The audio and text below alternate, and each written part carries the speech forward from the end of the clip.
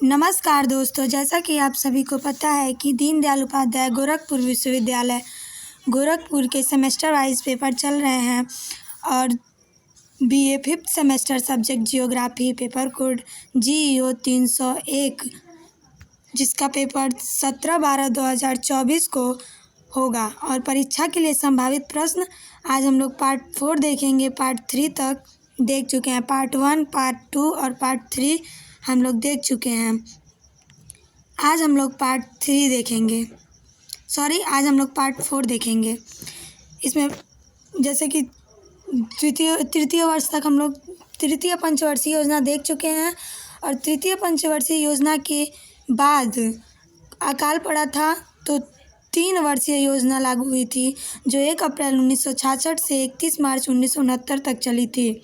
और 3 वर्षीय योजना के अंतिम 2 वर्षों में गंभीर सूखा, मुद्रा के अवमूल्यन, मूल्यों में वृद्धि, साधनों की समस्या और भारत पाक युद्ध के कारण चतुर्थ योजना को अंतिम स्वरूप देने में देरी हो गई, जिसके कारण 3 वर्षीय योजना संचालित की गई।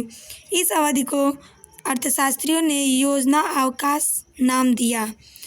चतुर्थ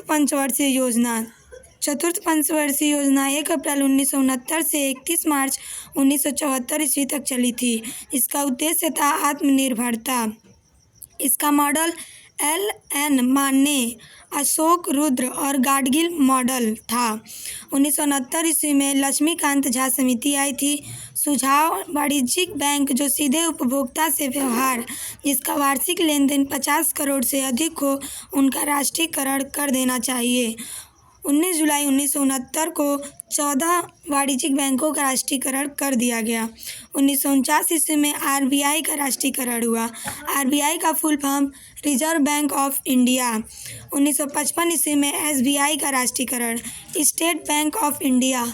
1969 ईस्वी में एकाधिकारी एवं प्रतिबंधित व्यापारिक कार्य एक्ट। उद्देश्य: धन संपदा को कुछ लोगों के हाथ में एकीकरण नहीं करना। 1970 ईस्वी में राष्ट्रीय डेयरी विकास के अध्यक्ष वर्गीज कुरियन गुजरात के कायरा जिले के निवासी थे। ऑपरेशन फ्लड की शुरुआत की गई जिसका उद्देश्य था दूध की वृद्धि करना। नेशनल डेयरी की स्थापना। अगला प्रश्न है, भारत में आर्थिक नियोजन कब अपनाया गया? तो भारत में आर्थिक नियोजन 1950 से 51 में अपनाया गया। अगला प्रश्न है, 12वीं पंचवर्षीय योजना का कार्यकाल क्या था? तो 12वीं पंचवर्षीय योजना का कार्यकाल 2012 से 2017 तक था। अगला प्रश्न है, भारत की अंतिम पंचवर्षीय योजना कौन थी? तो इस प्रश्न का सही उत्तर होगा 12वीं पंचवर्षीय योजना। नीति आयोग का गठन कब किया गया?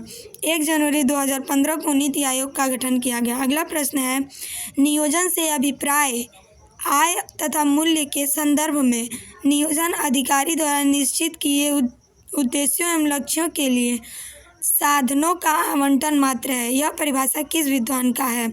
तो यह परिभाषा हैरिस महोदय का है। अगला प्रश्न है, भारत में पंचवर्षीय योजना कब प्रारंभ की गई थी? तो भारत में पंचवर्षीय योजना 1 अप्रैल 1951 ईस्वी में प्रारंभ की गई थी। अगला प्रश्न है, प्रथम पंचवर्षीय योजना में किसको प्राथमिकता दी गई थी? तो प्रथम पंचवर्षीय योजना में कृषि एवं सिंचाई को प्राथमिकता दी गई थी। अगला प्रश्न है, प्रथम पंचवर्षीय योजना में कुल कितना परिव्यय किया गया था? तो प्रथम पंचवर्षीय योजना में कुल 1,0960 करोड़ परिव्यय किया गया था। अगला प्रश्न है, द्वितीय पंचवर्षीय योजना का शुरुआत कब से होता है? तो द्वितीय पंचवर्षीय योजना का शुरुआत 1 अप्रैल 1956 ईस्वी से होता है। अगला प्रश्न है, द्वितीय पंचवर्षीय योजना में सार्वजनिक क्षेत्र में कुल कितना परिव्यय किया गया था? तो द्वितीय पंचवर्षीय योजना में सार्वजनिक क्षेत्र में 4,672 करोड़ का परिव्यय किया गया था। अगला प्रश्न है, विश्व में सर्वप्रथम प्रादेशिक नियोजन की शुरुआत किस देश में की गई थी? तो विश्व में सर्वप्रथम प्रादेशिक नियोजन की शुरुआत संयुक्त राज्य अमेरिका में की गई थी। अगला प्रश्न है, किस संगठन द्वारा प्रत्येक वर्ष मानव विकास सूचकांक जारी किया जाता है? तो UNDP संयुक्त राष्ट्र विकास कार्यक्रम संगठन द्वारा प्रत्येक वर्ष मानव विकास सूचकांक जारी किया जाता है। अगला प्रश्न है, विश्व में सर्वाधिक जनसंख्या किस देश की है? तो विश्व में सर्वाधिक जनसंख्या इस समय चीन की है। दूसरे नंबर पे अभी भी भारत है, क्योंकि जनगणना अभी नहीं हुई है। अगला प्रश्न है, विकसित देशों में प्रादेशिक नियोजन की शुरुआत किस दशक में की गई? तो विकसित देशों में प्रादेशिक नियोजन की शुरुआत 1920 के दशक में की गई। अगला प्रश्न है, भारत में प्रादेशिक असमानता का प्रमुख कारण है? तो भारत में प्रादेशिक असमानता का प्रमुख कारण प्राकृतिक तत्वों के वितरण में असमानता का पाया जाना। अगला प्रश्न है, भारत में प्रति व्यक्ति निवल राज्य घरेलू उत्पाद निम्नलिखित में से किस राज्य में है? तो भारत में प्रति व्यक्ति निवल राज्य घरेलू उत्पाद गोवा राज्य में है। अगला प्रश्न है, भारत में सबसे कम वर्षा किस राज्य में होता है?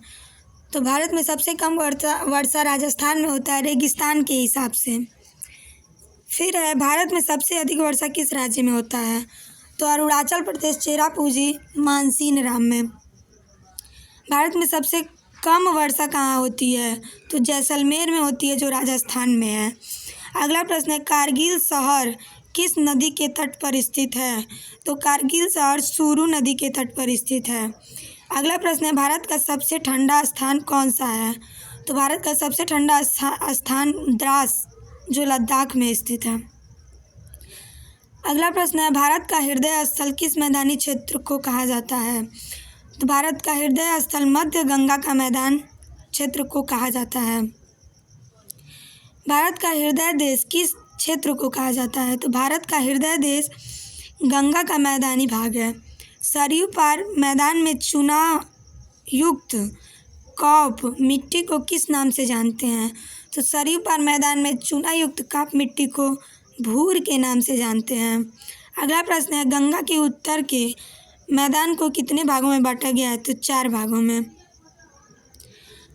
अगला प्रश्न है, जम्मू एवं कश्मीर को 2 भागों में कब बांटा गया?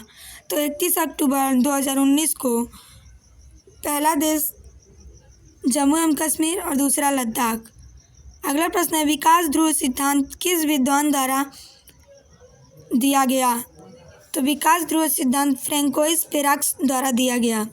पेराक्स महोदय ने अपना सिद्धांत किस सन में दिए? तो पेराक्स महोदय ने अपना सिद्धांत 1950 ईस्वी में दिया था। अगला प्रश्न है, problems of regional economics planning नामक पुस्तक किस विद्वान का है?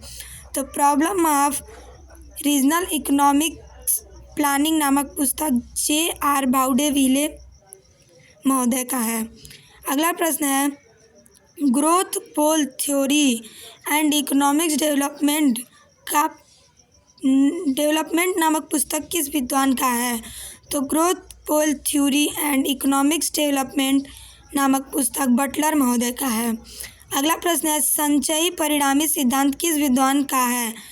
तो संचयी परिणामी सिद्धांत गुन्नार मिर्डल महोदय का है। अगला प्रश्न है, गुन्नार मिर्डल ने अपना सिद्धांत कब प्रस्तुत किया?